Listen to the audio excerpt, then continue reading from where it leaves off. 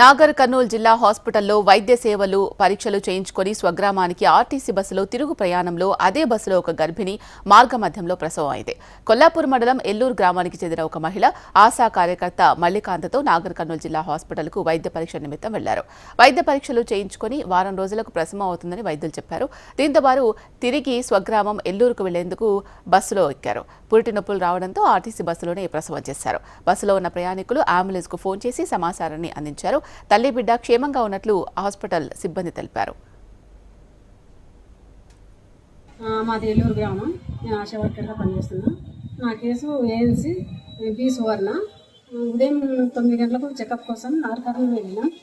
అక్కడ మేడం వాళ్ళు చూసి ఒక వారం రోజులు ఉంటుందమ్మా, ఇంకా తర్వాత స్కానింగ్ తీర్చుకొని రమ్మన్నారు. రిటర్న్ మధ్యాహ్నం టైంలో భోజనం చేసి ఇంటికి వస్తుండగా మార్గ మధ్యలో పెయిన్స్ వచ్చి పాపకు డెలివరీ అయ్యింది. పాప పుట్టింది. తల్లి బిడ్డ క్షేమంగా ఉన్నారు. ఆదిరాల దగ్గర పెయిన్స్ వచ్చినాయి. బస్సులోనే డెలివరీ అయ్యింది. క్షేమంగా